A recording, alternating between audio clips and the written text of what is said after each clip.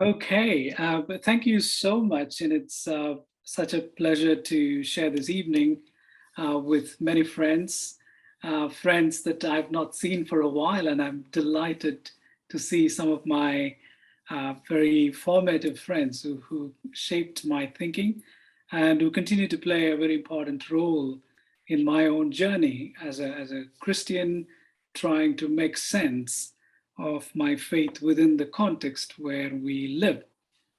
So, what I hope to do today is to share some aspects of my own research, and which some aspects which I've already shared in terms of my written work, but some of the areas that I'm beginning to articulate more coherently in a book that is going to come out hopefully um, February or March if I finish writing.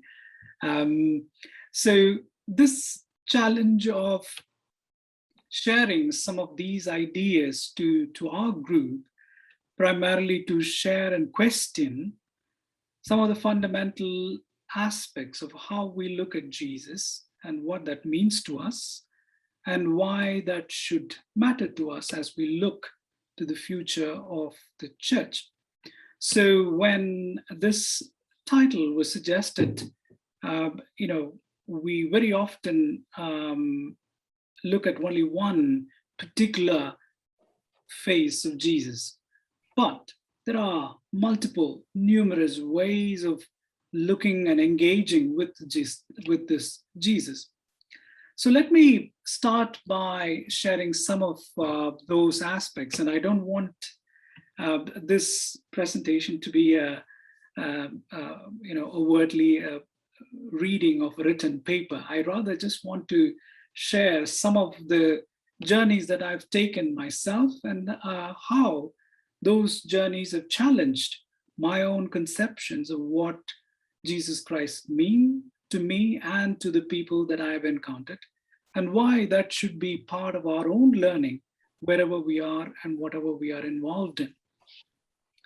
So the first question that we should be asking is, how do we see Jesus? So in a sense, how do we understand this Jesus who is very central to our faith, to our belief, to our practice, and to all that we do within the remit of our Christian religion?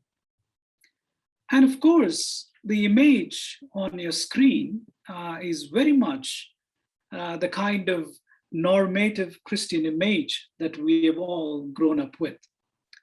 And of course, we need to keep in mind that this image was not accident, but it was very carefully kind of constructed over a period of almost 16 to 17 centuries of Christian history.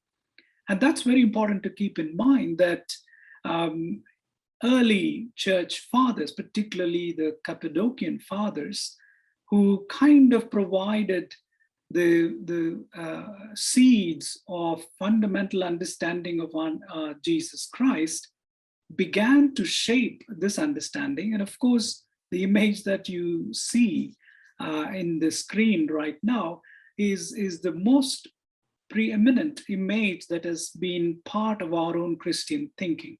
This kind of blonde-haired, blue-eyed with very sharp features. These are very much constructed within a colonial context. That this image was taken across the globe, and which in many ways has been incorporated into our own thinking. So if we look at the stories of Jesus himself, the very fact that we do have 4 canonical gospels indicates that you cannot just have one simple narrative of Jesus or the experience of Jesus. The early followers of Jesus had come up with different ways of describing their own encounters with Jesus. So what that means is the fact that gospels themselves we need to look at as developing narratives. They are not finished products, but something that opened up the very understanding of how we look at Jesus. So in other way, what we can say is that it's history remembered, and of course, history metaphorized. In a sense, we have a language where metaphor is used to understand and make sense of this Jesus. So history and metaphor of how we look at Jesus is critical.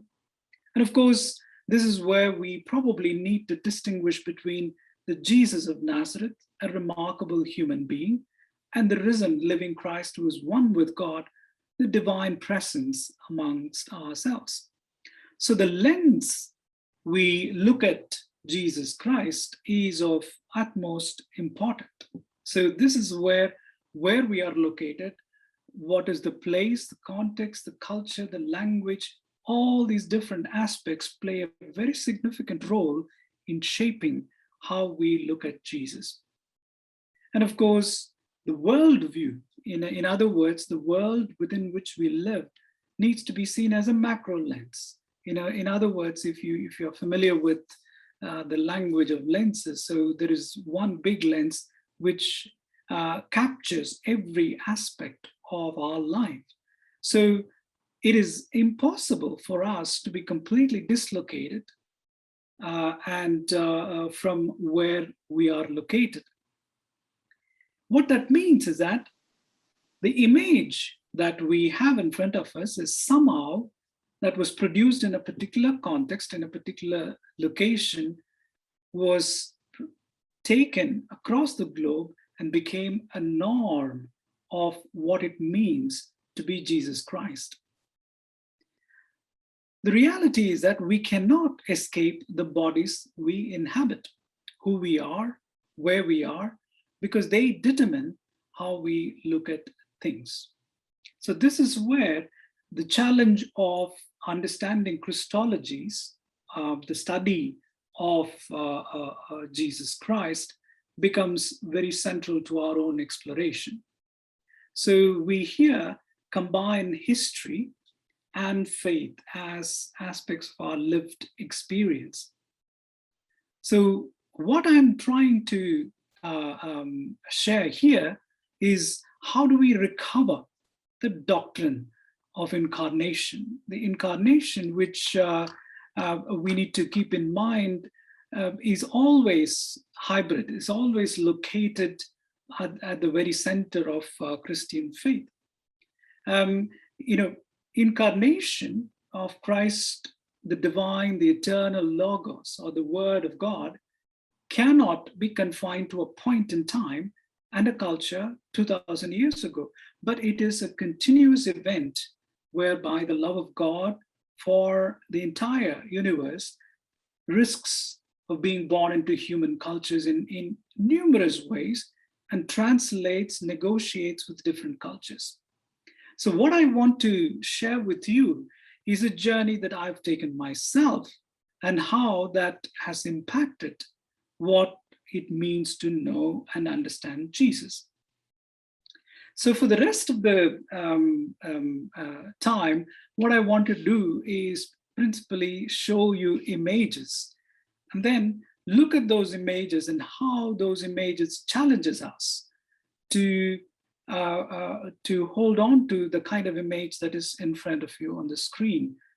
The moment you mention Jesus Christ, this is the image that comes to our mind. But what I want to share with you is these interpretations of Jesus Christ that stems from the lived realities of people, which is very different, diverse. Of course, there is numerous accounts, but I've chosen 6 kind of locations, basically to draw different aspects of the Christologies that I want to emphasize this evening. We begin by looking at where much of humanity began its life in the African context. Here are 2 images that you see on your screen. One is an ancient Ethiopian expression, which you can see in some of the Ethiopian Orthodox churches, the representation of Jesus Christ with his followers. And of course, it's also wonderful to see cows and donkeys and all kinds of things as part of that matrix. And of course, there's another painting by Joseph Mulamba, who's another artist from the Central African country, represents something profoundly unique, how this experience is shared among the friends and beloveds of Jesus Christ. So why I wanted to start from a kind of a more generic representation of Jesus Christ in the African cultural context, which itself is so diverse, is to kind of start our conversation that it is impossible to narrow and define Jesus Christ in that particular context. But for those of us who have traveled in many parts of Africa would know that very often you may not see these images in our churches.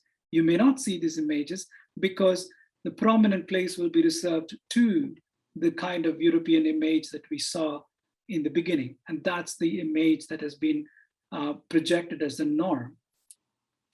So in terms of providing a story, let me share another image where I spent some time. And this is, I don't know how many of you recognize this place. This place is the Elmina Castle in Cape Coast in Ghana. This used to be the castle from where most of the slaves were shipped off on their transatlantic journey, mostly to the American context, as well as to the European context. And this castle is a very important place in the journey of Christianity for the African context. And of course, we hear stories of Christian missionaries from across Europe going into parts of Africa. But what we do not hear is that how the representation and interpretation of Jesus Christ and the faith of Christianity took roots in this particular context.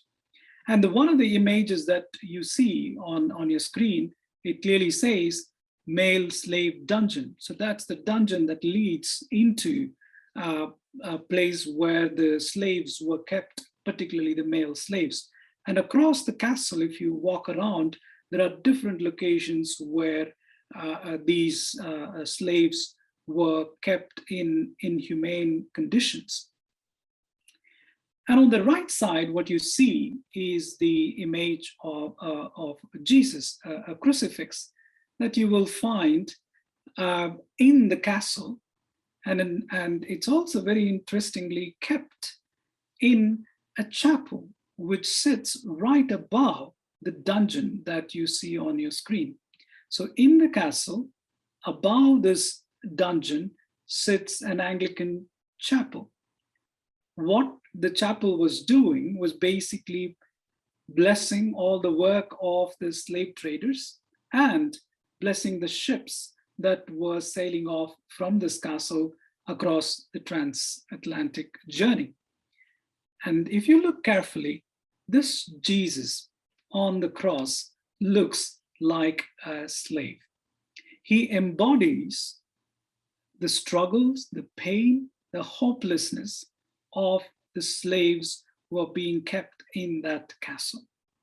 And very interestingly, this is the image that is kept in that chapel, and not your regular European blonde-eyed, blonde and blue-eyed Jesus, but rather a Jesus who embodies the experience of hopelessness of all those slaves. And this is very critical. And if you travel across West African countries, and of course, West African countries, you also see the proliferation of charismatic Christianity. But at the heart of much of people's hope and aspiration is this Jesus, who is not your regular Jesus, but a Jesus who embodies the actual exploitation and oppressions in his body. And the moment you see it, and it's made out of a marble, and very interestingly, the scars that you see in this crucifix are so reminding of the struggles of the people in that particular context. And this is one of the images that I want you to hold on. And this Christology is often relegated even within the African context, because this Christology challenges the kind of a glorified understanding of Jesus, who is always the provider and the person who gives you the prosperity. So this Christology is very important in terms of challenging not only the kind of European perceptions of Jesus, but also deeply subversive within the West African context. From here, I want to take you to South America, to a Bolivian context.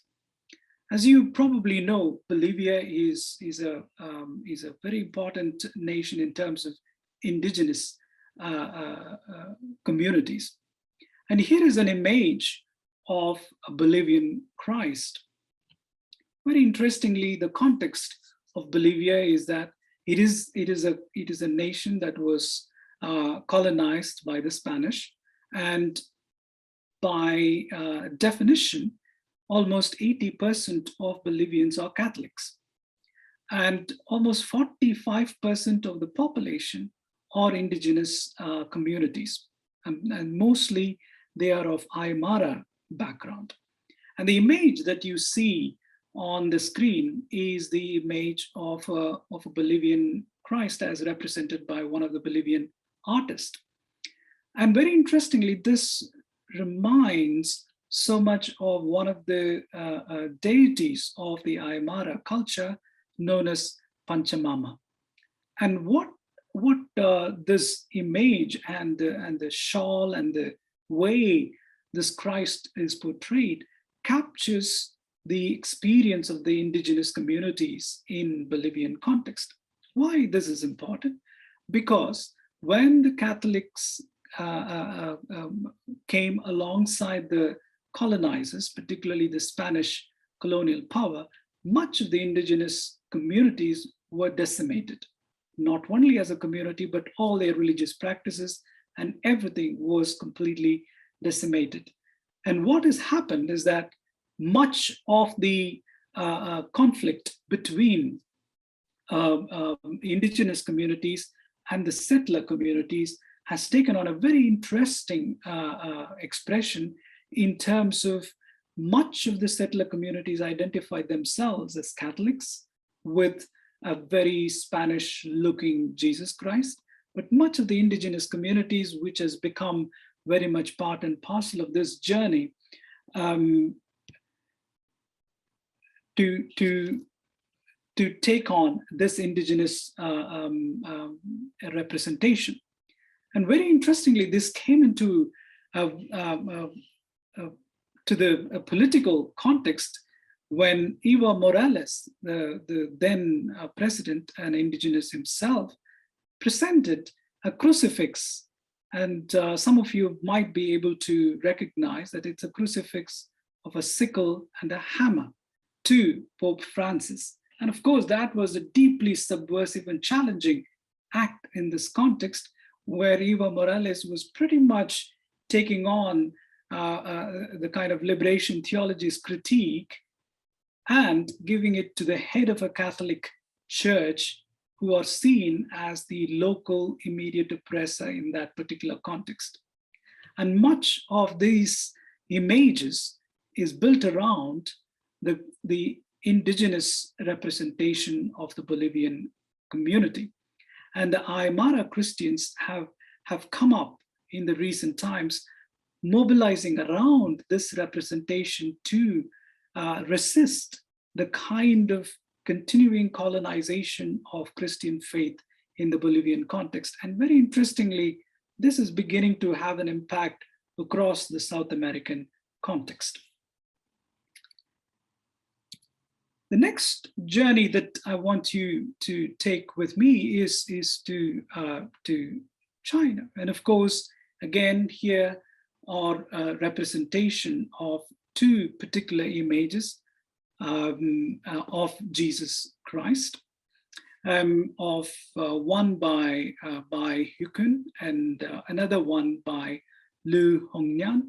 And of course, many of us may not have really understood that Christianity went to China much earlier, as early as 15th century. And Christianity began to take root in China through the cultural norms and the ways in which it was able to make sense. And Jesus continues to play a very important role within the cultural context of China. And particularly in the last 50, 60 years, as part of this cultural revolution where religious faith was very much oppressed and controlled, much of this traditional understanding of Jesus Christ, and surprisingly as a shaman, as someone who embodies the values of Confucians, is beginning to make a deep impact in the home groups, home communities, that is beginning to grow stronger within the Chinese context. Why? According to some of the research that is being done right now, many Christians in China believe that it is very important to hold on to this Jesus who's culturally Chinese, who's culturally part of that context, who understands, and who's appreciative of the local religious aspects and has enabled people to participate within their life in that particular context. Again, the third pattern that I wanted to share here is Jesus Christ again providing a lens through which people are able to see their own place within a context where they don't have religious freedom. Therefore, this Christological understanding is very important, especially when holding on to your faith could be very dangerous for your own survival. So this Christological understanding is very important, and so much so that I think some of you may have heard that one of the leading bishops of the Catholic Church disappeared because he supported this type of enculturation within the Chinese context, that which was considered to be a threat to the ruling People's Party in China. Again, the lens of Jesus providing a source of subversion and encounter to a political context which does not allow freedom of religion. And very often, in some of the interviews that I've done and asking people, there are lighter ways of people how they relate. They say that some of the shamans and traditional religious practitioners are very expensive, but Jesus comes free. So Jesus is very accessible. This Jesus is not as expensive as some of the traditional healers. So there is that popular understanding of Jesus, but also deep underneath is the subversive element that you begin to see. So let me take you to another area that has been part of my own study, where I was introduced to these areas of interest when I was working alongside another colleague who was researching this particular group. And then I took my own journey to Japan to understand. And of course, not many would be familiar with this particular context, because this has been very much seen as confined to the history books. And here are the crucifix of Jesus. But very subversively, these are also images of martyrs of a particular community. These are the people who are called the hidden Christians in Japan. Who are these people? These are the people who continue to hold on to their faith despite the during the dictatorship in Japan, which in the 17th and followed in the 18th century, where Christianity was completely prohibited and missionaries were expelled and no Christian activity was allowed.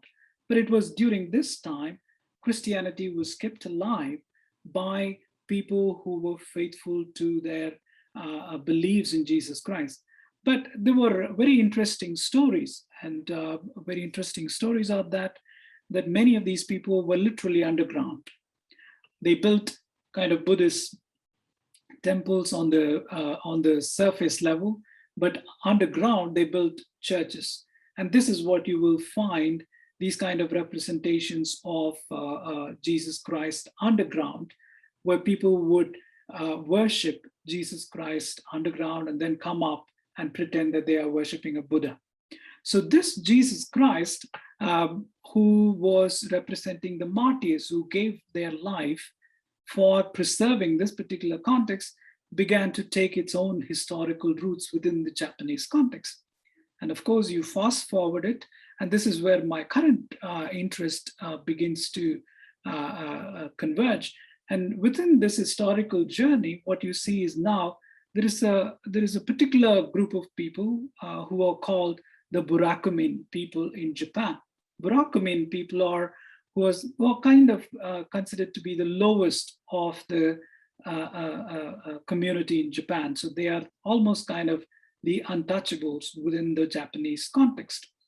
And very interestingly, many of those Burakumin people follow this particular tradition and begin to have that kind of practice of Christian faith tucked away, hidden, because that's beginning to give them a space and scope to gain identity, which is otherwise rejected within the main Japanese society. For those of us who are familiar with the Japanese society, it's a very carefully constructed, socially organized society. Wherefore, your place is very important, and you cannot shift your place from one to another. Socially, politically, economically, it's all constructed. And Burakumin are the people who are turning out to be the modern hidden Christians of Japan, who are actually beginning to see their Christian faith as a source of hope and presence within the structured Japanese community. And let me kind of take you to my kind of final journey, which is much more my own journey. I'm also very delighted that one of my teachers and people who inspired me in this journey, dear brother Dinabandhu, is here. And of course, here I'm sharing a kind of 3 images with you, which I've titled as kind of Dalit Jesus, because those who are familiar with the journey of Dalit Christians within the Indian context, you will also understand that the caste system within India, where large section of Indian community was treated as untouchables. And lots of our friends have written about it.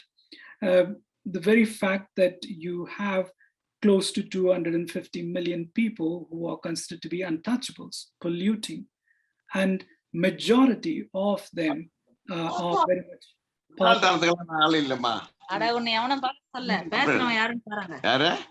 in a sense, and this is very much the journey that I have taken. And here are 3 recent images. One by Solomon Raj, who was a priest, who was a painter, a liturgist, and a theologian. And more recently, a good young artist by name Emmanuel on the depicting the bodies of Jesus Christ and the other thieves who are hanged with Jesus. And also you have more robust representation of Jesus Christ by Samuel Jabbar Singh, another Dalit artist. What these journeys present is that it captures the kind of different journeys of Dalit Christians in India are going through. And of course, in the first image, the poverty, the hunger, the social, physical, bodily exploitation of people in the Indian context is being expressed in this particular image. And of course, in this poignant image, how the bodies have become tortured, hung on the cross, where they become very much part and parcel in the story of the Dalit Christians in India. Because the source of hope for many of these Christians is the journey that they are able to take alongside Jesus. And the Jesus, much more kind of strong one who is struggling with the Dalits, is the other image that you are able to see. Why this is important? Because this is a journey that I have taken myself. This is a journey of kind of sharing your own stories, where looking at Jesus from your own experience is critical in understanding and making sense.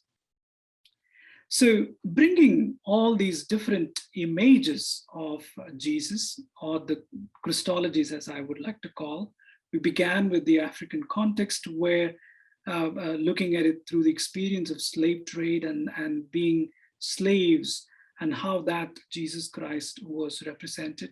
And then looking at indigenous communities in the South American context, where they are beginning to embrace their own identity through the person of Jesus Christ.